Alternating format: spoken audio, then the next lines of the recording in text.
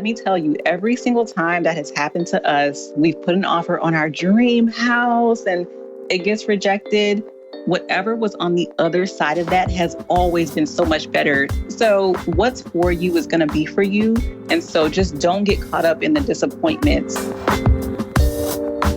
You're listening to Side Hustle Pro, the podcast that teaches you to build and grow your side hustle from passion project to profitable business. And I'm your host, Nicaila Matthews-Okome. So let's get started.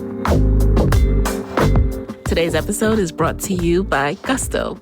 Gusto offers modern, easy payroll, benefits, and HR to small businesses across the country. They were even named Best Online Payroll by PC Mag. And as a Side Hustle Pro listener, you will get 3 months free when you run your first payroll. So sign up and give it a try at gusto.com/SHP. That's gusto.com/SHP. All right, guys, welcome back to the show. Today in the guest chair, we have Kendra Barnes. Kendra is currently an economist by day and real estate investor by night. She created the key resource to change the perception of what a real estate investor is, quote unquote, supposed to look like. Kendra owns and manages 4 properties, 8 rental units total. She's on a mission to empower and educate millennials about building wealth through real estate investment. Kendra has been featured in Forbes and Black Enterprise magazine. And when she's not working or looking for her next investment, you can find her thrift shopping, baking some gluten-free goodies, or binge watching Netflix with her husband. Welcome to the guest chair, Kendra. Hey, thank you. Thanks for having me. Thank you for being here. You are right on time because this is an episode that I really need. I really need to break down real estate investment because it intimidates the crap out of me. So thank you for being here. Awesome. Yeah, I'm glad to help. So first things first, how did you get involved with real estate investing? What was your initial motivation? It was actually really, really random. Like, I do not come from a heritage of like real estate investors. I don't come from a family who's done this. And a few years ago, my husband and I were playing this game called Cash Flow. Have you heard of it? No, I haven't. What's that? It's kind of like Monopoly, but it's better because it really mimics real life. You get a career, you have like debt, you may have kids or, different expenses. And the purpose of the game is to get out of the rat race of life. So your rat race is basically living paycheck to paycheck, working a 9 to 5. And in order to get out of the rat race, you have to make smart investments to start making passive income. And it was just so crazy how playing that game really opened our eyes. Like, wait a minute, we're not investing our money. Our money's not making money. We're just working and we have nothing to show for it. And so we played that game on like a Saturday night. And then Sunday, we were out there. We started looking for rental properties like the next day. Get out. The next day, yeah. What is looking for rental properties? What was that like? Were you like on Zillow? What are the steps? Yeah, literally, we went on Zillow and just started like looking to see what was out there. And what we didn't know was we were kind of going about it all wrong. We didn't prepare, we didn't save, but we played that game and we were like, we have to get a rental property. Like, what have we been doing all of our lives? So you hadn't saved, which is a scenario that, we saw with the furloughs and the government shutdowns that happened this year that, that's a familiar scenario for a lot of people who, for whatever reason, haven't or can't save as much. So did that deter you, or were you able to find resources to help you still invest in real estate? Well, see, that was the thing. We were saving money for other things, but we were not saving for investments. For instance, we were traveling like 3 or 4 times a year internationally. So we had like a travel fund. We were saving to get a custom closet built in our house because like really important stuff, right? Yes. And it's not that we didn't think that we could invest in real estate. We had just never considered it. Like, no one ever sat us down and said, hey, did you know you could be a landlord? And I think this is why I'm so passionate about what I do now, because representation is so important. And I want people to see me as a young Black woman and say, oh, shoot, she's doing it. I can do it. Right. And I didn't have that. And so we were saving, but like for all the wrong things. Okay. So tell us about the first unit that you guys purchased. How'd you go about it? What kind of unit was it? So yeah, we bought a duplex in DC. And so a duplex is a 2-unit building. It has 2 apartments, and we found it like looking around on Zillow or one of those other sites. And we kind of just ran some really basic numbers like, okay, the mortgage is going to be this amount. We can bring in about this amount in rental income. Let's buy it, which is, there's so many other things you should look for, but we just did not know. Wow. We kind of just jumped into it. It's a really great property, though. We still own it. It still produces amazing rental income. So we were very fortunate to get a great property, but we were so unprepared. It was 2014. 2014. Okay. Yeah. And when people say buy, I always like kind of smile, laugh. Nowadays, but a lot of people are like, we just bought a house. Now, come on, guys.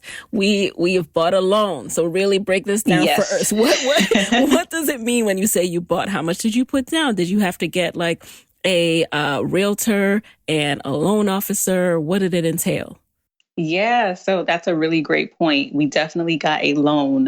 So we, like I said, we had not been saving for this. And when we went to the bank and they told us how much the down payment was going to be, they said, all right, you have to put 25% down. And so for any of you who are looking to get into real estate investing and you're looking to buy a property that you're not going to live in, you have to put 25% down for that mortgage, which is a lot of money, especially for someone who, like us, we had not been preparing. And so the down payment was $57,000, which we did not have in our accounts just lying around. And so we ended up having to pull that money out of our retirement accounts in order to put the down payment on that. Did you pull out all of the money out of your retirement, or are we talking about a portion? Oh, a portion. So we each pulled out some from our retirement accounts. And I definitely want to pause here and say that if anyone is going to pull money out of their retirement in order to invest in anything, please consult a financial advisor. It's a really cool thing because you're basically borrowing money from yourself and you're paying yourself back with interest over time. So there's nothing wrong with it, but you want to make sure that it really fits your financial situation. Absolutely. And I have to pause here as well, because I know all the financial people are going to hit me up like, oh my God, you have guests telling people, listen, this is an individual decision and it comes with repercussions, right? You have a tax penalty at the end of the year, right? When you borrow from your 401k. Yeah. So listen, I get so much grief from the financial gurus too. And that's why I say, like, please make sure it works for you. It worked beautifully for us because we made more money with that money than it would have made in our retirement accounts. Okay. But that's not going to be the case for everyone. DC is a very unique market where the rents are like really good and things like that. But at the time, we honestly didn't know we had other options. And so that's why I'm also so passionate about spreading my, what I know and spreading knowledge, because there's no reason that anyone should make the same mistakes that I did. Exactly. And I thank you for that. It's why I'm so happy to have you on, because I think that it can be a little bit confusing when people say real estate investment. Mm-hmm. I feel like a lot of times we've been taught about the American dream of purchasing a home, but most people are purchasing a home to live in and not really purchasing investment properties, as in duplexes, multi-unit properties where they're renting it out. So can you talk a little bit about the difference there? Yeah, so they're both really great. I am very pro home ownership. I think home ownership gives you so many options, but definitely when you're buying a home that you're just living in, you're not making money off of it. But there are other benefits, like when the home appreciates in value, you gain equity. You can do so many things with that home. So that's a great benefit. You can also rent out space in your home. Like, there are just so many options when you are a homeowner versus renting. But then when you're buying rental property, of course, you're making passive income as a landlord, bringing in that rental income. And so I'm definitely pro owning something. And what went into your decision to buy a rental property versus just another home to rent out to someone else? So, as far as the duplex versus just buying a single family home, Right, right. the duplex that we found was it was a really great value, and we're like, okay, for this price, we basically get 2 units, so we're making rental income times two. Um, Not much more thought went into it besides that. Like I said, because we got into it so randomly, which is what I urge, like all of my clients and students to really put much more thought and consideration into it than we did. But it sounds like it worked out a little bit, right? Or tell us what went wrong. Okay, so this is what went wrong. We bought a duplex. Okay, at the time, we owned a house that we lived in, a single family house. And we had no idea that there was this thing that you could do called house hacking. And because of that, we basically wasted over $50,000. What? Wait, break down. What is house hacking? How does it work? So, house hacking is when you buy a multi unit building like a duplex, a triplex, or a fourplex, and then you live in one unit and you rent out the others. And so, the benefit to house hacking is not only do you kind of eliminate that down payment hurdle, which is paying 25% for the down payment. It's a lot of money. When you house hack, when you live in the property, that down payment is cut down to 3.5% or even less. And so when we bought that duplex and we had to put down $57,000, we could have gotten it only putting down $8,000 if we had just lived in one unit for a year. That's a huge difference. Seriously? just by living in it, you cut out that much? Yeah, because when you're getting a loan from a bank, they are basically looking at all the risk that you bring as a borrower. And to them, you living in it is a little less risky. And so it's a short-term sacrifice, just for a long-term goal. Just living in it for a year, that's usually the requirement. You can live in it longer. But the other really cool thing about house hacking is not only is the down payment lower, but you're living for free. Like your tenant is paying your mortgage. So it's an awesome opportunity. Okay, that works out. Now, tell us a little bit let's go back to selecting the house a little bit, because when I look at houses, Kendra, and we're in, the same area, DMV, Washington, D.C., Virginia. So when I look at houses I like, maybe it's my taste, I don't know, they're $1 million, $2 million.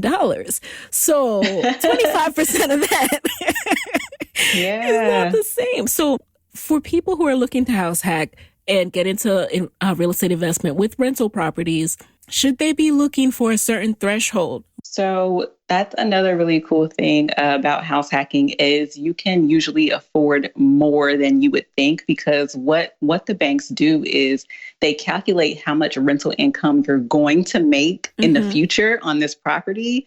And they tack that onto what you already make with your current 9 to 5 or whatever your salary, whatever your income is. And so that kind of opens you up to this whole other bracket of what you're able to afford. And so after we bought this duplex and we didn't know about house hacking and we put all that money down, a little over a year later, we ended up house hacking a 4-unit building that we would have never been able to afford if it wasn't for just the system of house hacking. Okay. Wait, so break that down. So you mean they tack on what you are expected to make from rental income or from the appreciation of the property?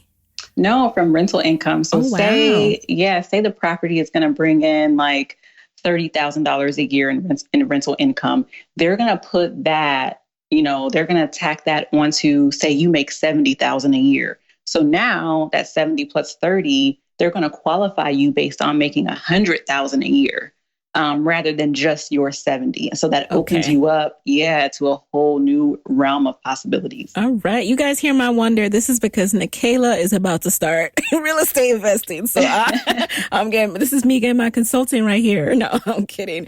But I really want to know, okay, so you then moved into your next property, that 4-unit one that you just talked about. Yeah. About how many years were in between those two purchases? It was about a year, maybe a year and a half, but I guess about a year.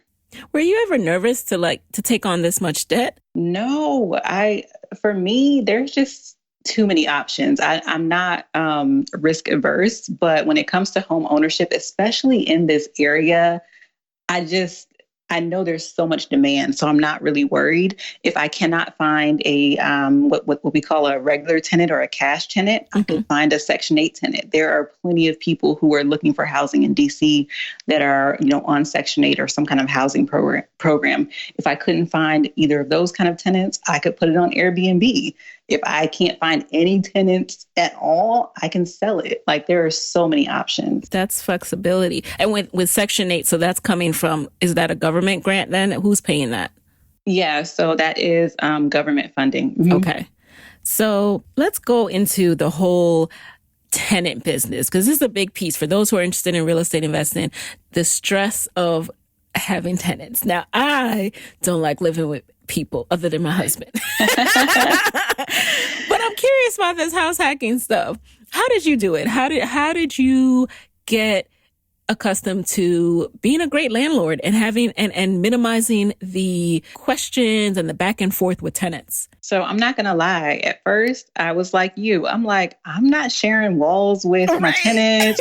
I don't want to live in no apartment. I have 2 degrees. I went to school twice. Okay, I got a bachelor's and a master's. I work hard every day. I'm not living in no apartment. I have a house. Like, I just didn't have that mindset. But then it clicked to me that really to build wealth from the ground up, which is what we were doing, you really have to make short-term sacrifices to reach those goals. And so I just kind of buckled down. We lived in our 4-unit for a year, and on a year to the date, whenever we could move out, we left. And what did you do with your first house while you were doing that? Did you rent that out too? Yeah, we rented it out. So we had an automatic rental in that too, which was really cool. And we're still renting it out. Great tenant.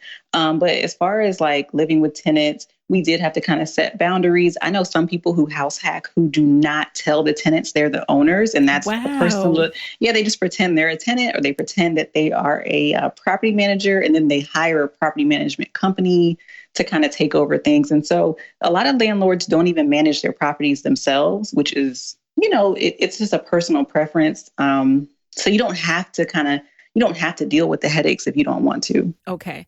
Because I used to live in a building in Harlem back in the day, and my landlord lived under us.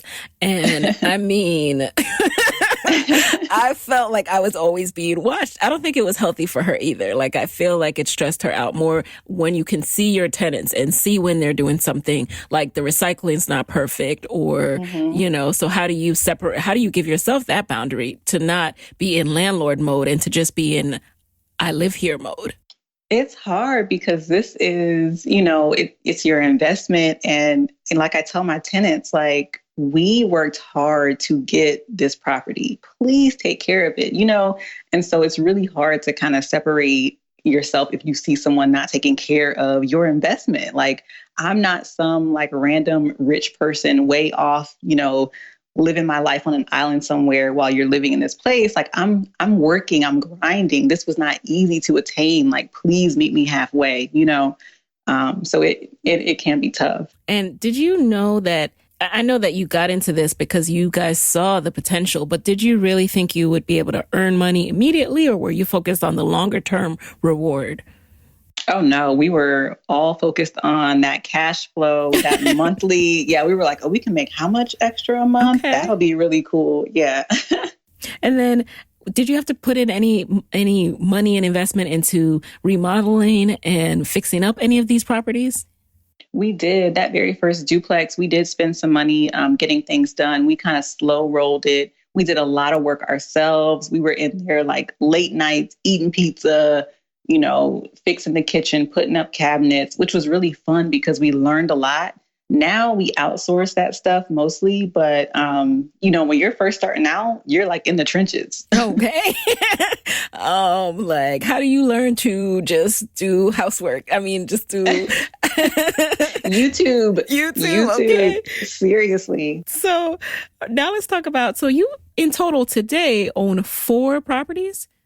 Yeah, so we own 8 rental units total. So a duplex, a 4-plex, a single family home, and a condo. What's the strategy behind that? When do you decide to invest in another? Why did you take on 4 instead of 3? And walk us through that kind of thought process. So right now we have a monthly cash flow goal. And we're like, we want to make this much per month in rental income. Okay. And if other deals come up, like the condo that we purchased, we weren't really planning on it, but we found out about it and it was just too good to pass up. And so once you get started real estate investing, first of all, it's addicting.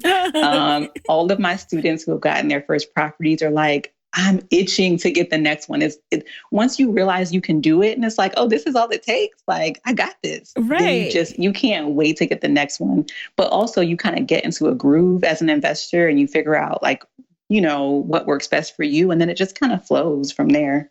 So what's the end goal? This is real estate investing, right? So when do you cash out? When do you know that you're going to get the best return on your money? How do you work that out? It just really depends. Every investor is different. Every market is different. Things change from day to day. For us, getting that rental income in every month is super important. And so we're not looking to sell anything right now, but who knows, in a couple of years that could change. We're just kind of taking it one day at a time, but every investor is different. So when you started out, what were your career paths, you and your husband?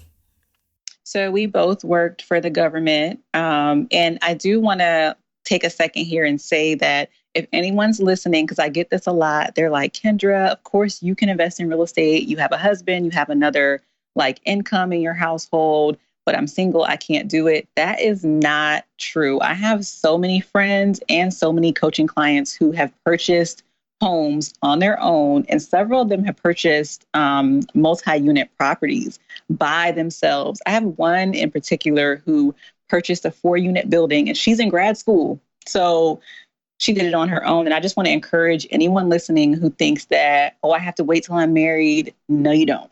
Okay. Thank you for that clarification. Okay. Do not make Kendra exceptional and like something that you can achieve. Everybody can achieve this. And that is why she's in the guest chair. Now, at what stage are you guys planning to leave your job?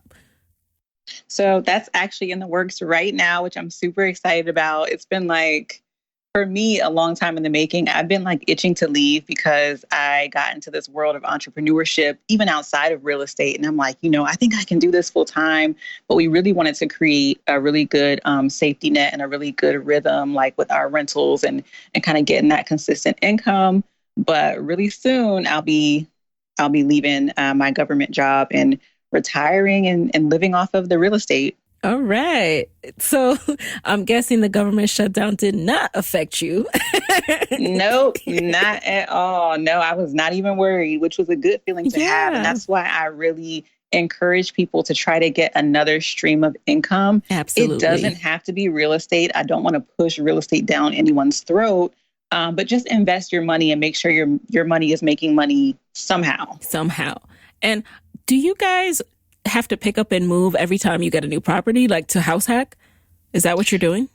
No. So we've only house hacked once. And then after that, we just bought a house for ourselves. But if you're going to house hack over and over again, then I guess you would have to. But we only house hacked one time. Hey guys, it's Michaela here with a quick word from our sponsors.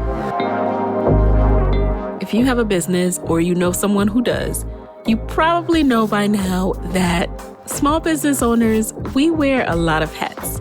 And some of those hats are mad fun, I'm not gonna lie. But some of them, like filing taxes and running payroll, they're not so great. That's where Gusto comes in. Gusto makes payroll, taxes, and HR actually easy for us small businesses. It's fast with simple payroll processing, benefits, and expert HR support all in one place.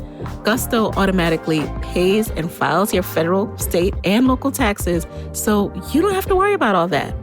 Plus, they make it easy to add on things like health benefits and even 401ks for your team. So those old school clunky payroll providers that you probably thought you had to look at, they just weren't built for the way we work as modern small businesses, but Gusto is. So let them wear all of those hats for you. You have better things to do. Side Hustle Pro listeners, you get 3 months free when you run your first payroll. So test it out. See for yourself at gusto.com/SHP. That's gusto.com/SHP. So now let's get into really helping people understand how they can invest in real estate. You started a company called The Key Resource. Tell us, what is it? What services do you provide? So at The Key Resource, I basically empower, inspire, and educate beginner real estate investors. And I started it a couple of years ago because I realized there was a huge disconnect. I had posted on Facebook to my friends. I did not own a business at the time. I just was posting to my friends on Facebook and on Instagram, like, hey, we just bought this 4-unit building. If anyone wants to know how we did it, let me know.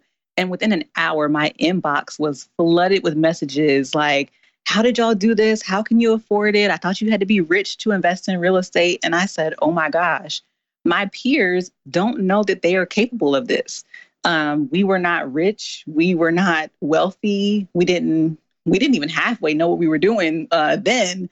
But I realized I needed to spread, the message and let everyone else learn from my mistakes. Because like I said earlier, there's literally no reason that anyone that comes across my path should make the same mistakes that we did. Speaking of that, what are some common misconceptions that you come across that people have about investing in real estate? So the very first one is that I think subconsciously, especially in the Black community, we don't even realize that we're worthy of wealth.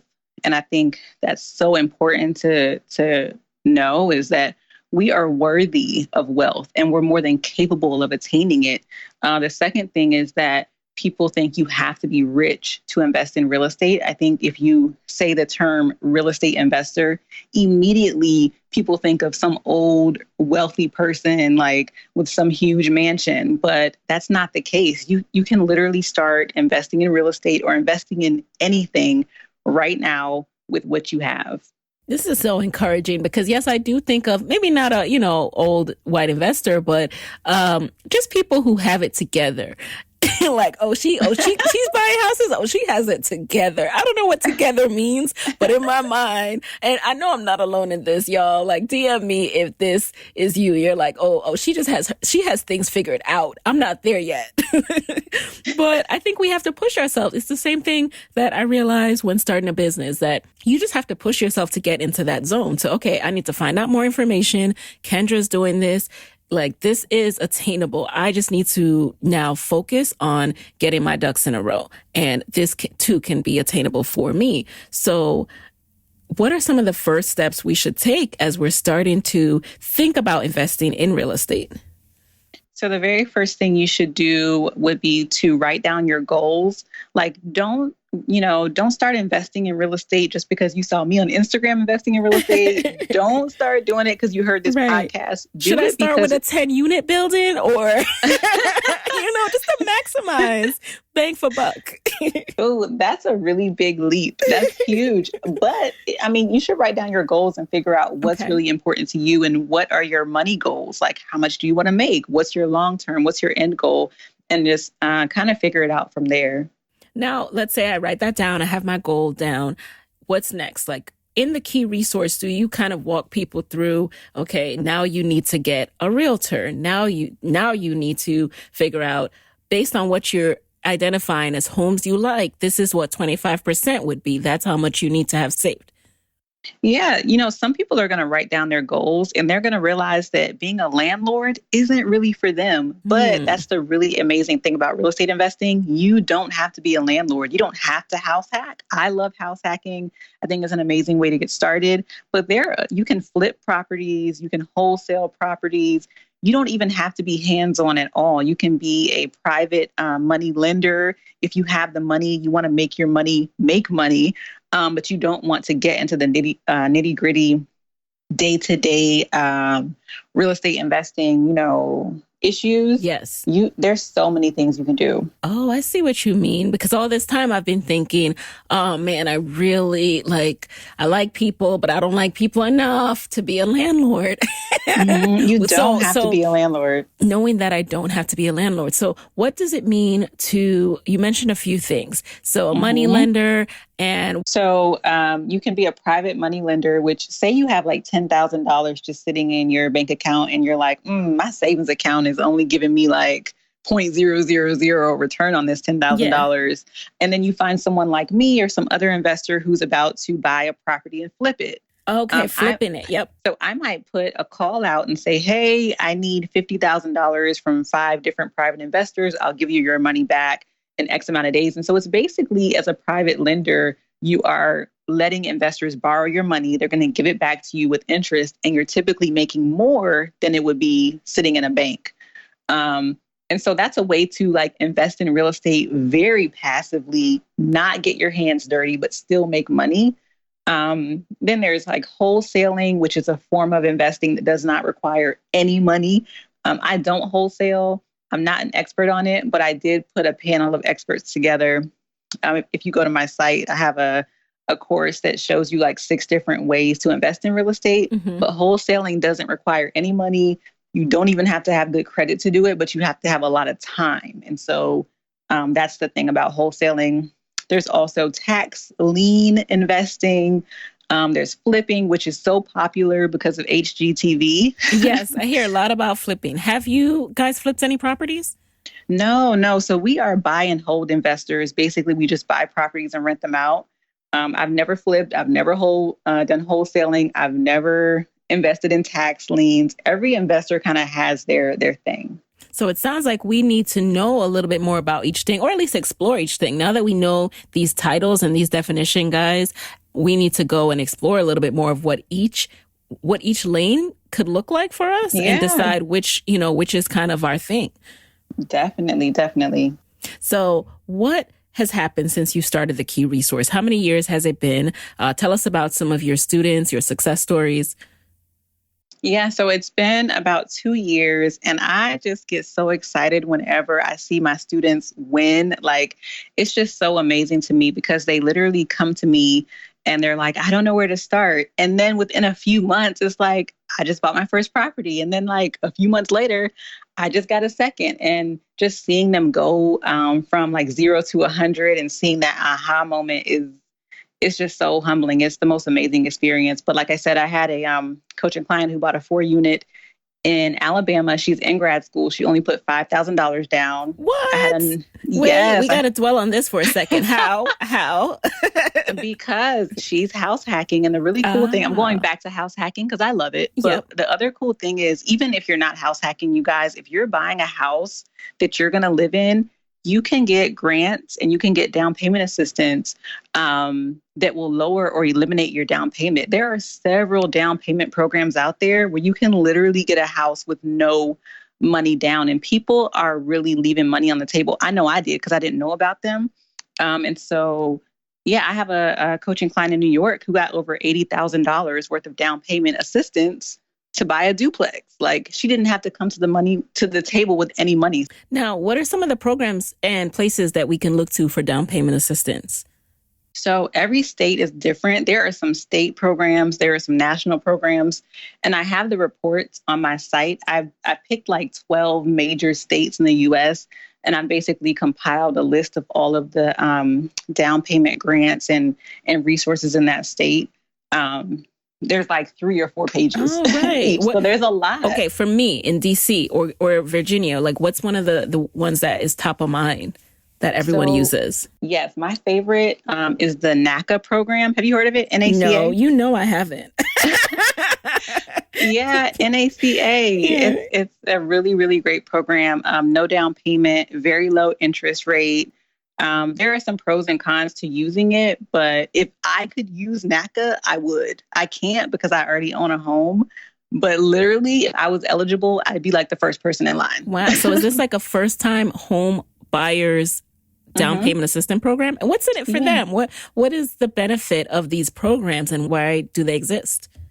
So I can't remember which banks are involved with this program, but it's a way to make home ownership available to people who it wouldn't ordinarily be available to. So they're eliminating that down payment barrier. And I believe it's almost like a nonprofit for them. It's a nonprofit that they've created.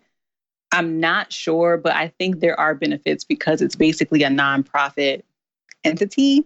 And for the person who enrolls in it, do you get support in? Oh, okay. You're asking what's in it for the person who actually. Oh, for both. I was wondering why they exist. Because there's always a catch, not in a bad way, but everything exists for a reason. But then for the person who joins NACA, what kind of assistance do you receive?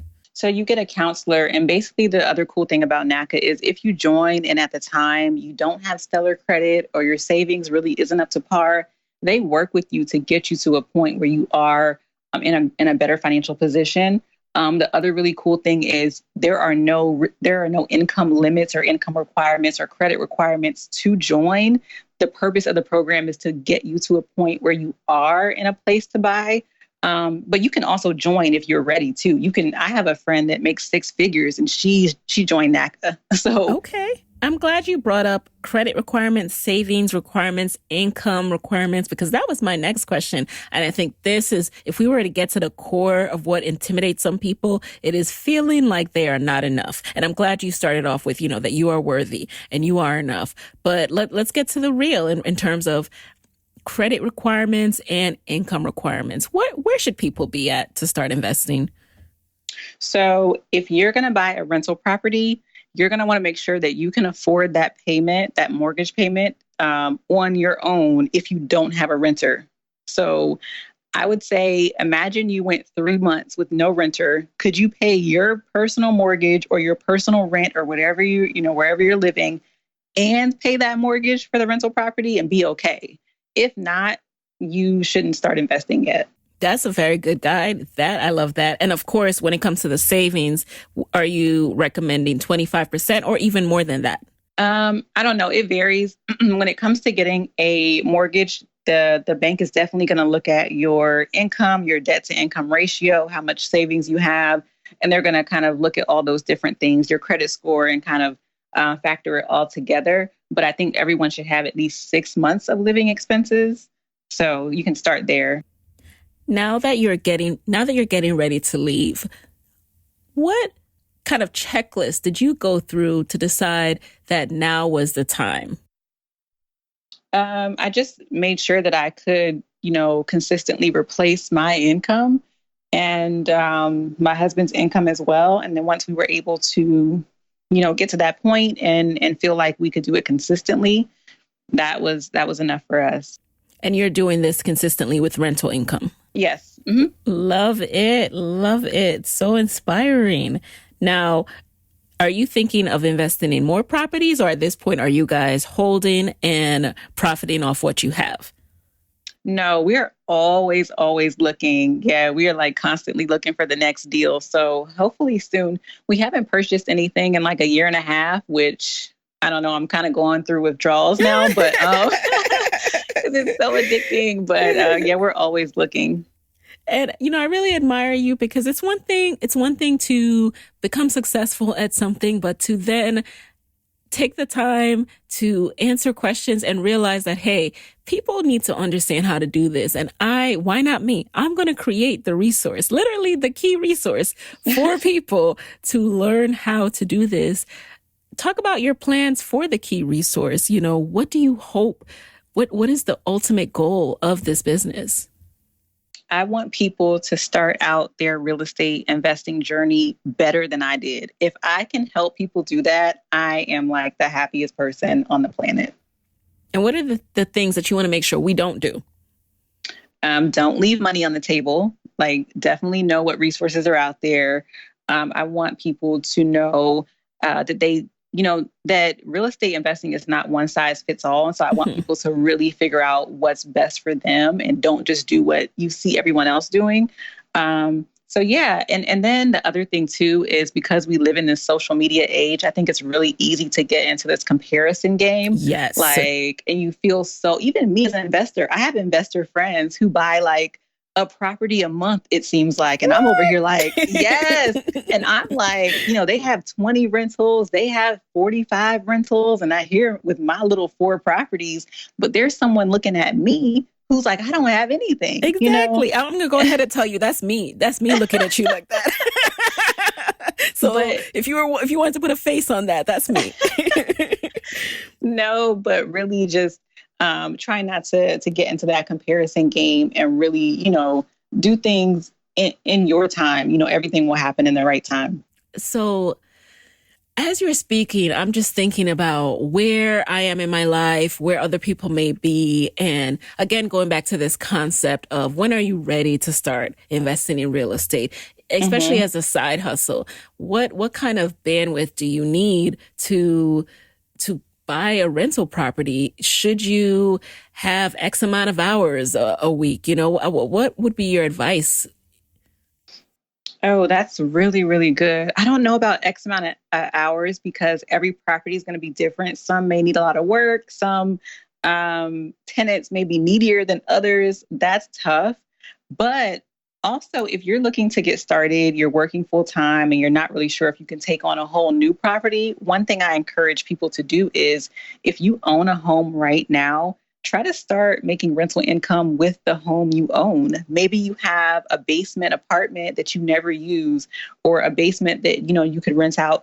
Maybe you could rent a room on Airbnb and kind of start making rental income without taking the leap and getting that extra property and then build up your capital from there. I have friends who rent out rooms on Airbnb. Just kind of thinking outside the box. I have a friend who has a guest house in the back of her house and she rents that out on Airbnb. So that's another way to get started too. Now, I was reading the Forbes article that about you, but that was about 2 years ago now. So at the time, it talked about you making over 200,000 in annual rental income. Has that increased, and how do you allocate that so that you're obviously growing and investing in new properties, but also setting aside for the future? Yeah, so it has gone up because the one of the areas that we've invested in has gentrified. The rents have gone up, and so we are definitely using that income to, invest in the properties we already have, like improve them, and that also sets us up to be able to make more money off of them, and then saving them and getting ready to invest in other properties.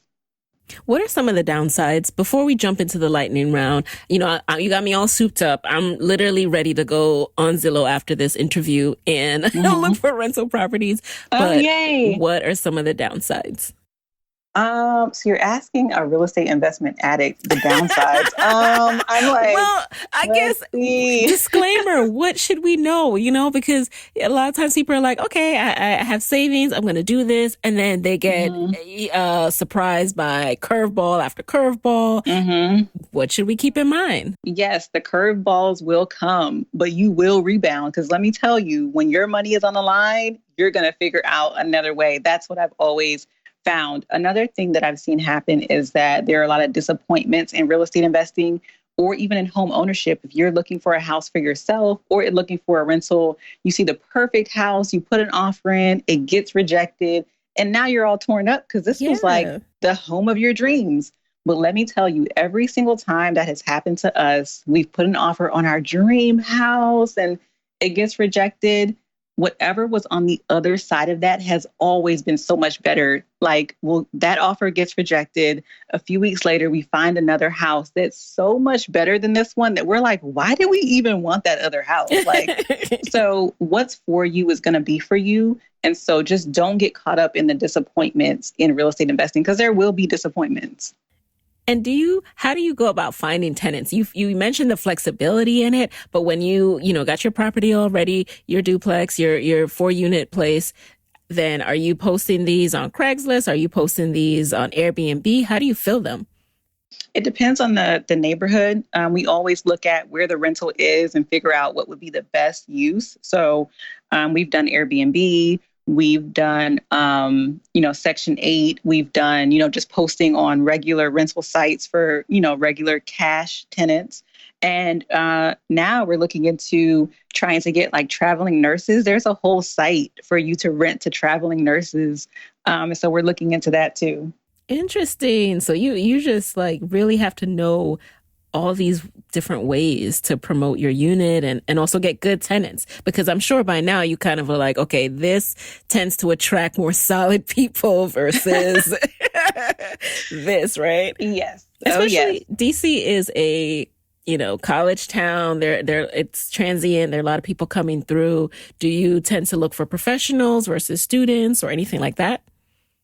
Like I said, it definitely depends on where the rental is. But here's the thing, because people get so kind of scared about, oh, I don't want terrible tenants. But if you're renting right now, if you're listening to this and you're renting right now, or if you're a good tenant to your landlord, just imagine there are people out there like you. Like when I was renting, I was a really great tenant. And that's so true. People, I'm a great tenant. We are great tenants. Exactly. Like every tenant out there is not a trash tenant. Like there are people just like you who are looking to rent, and you can find those people and you can kind of put yourself in that, tenant's shoes. If you were looking for an apartment, where would you look, and kind of go from there. Right. What a hopeful note to remind us about. Thank you. All right. So now let's jump into the lightning round. You just answer the first thing that comes to mind. You ready? Yes. Alrighty.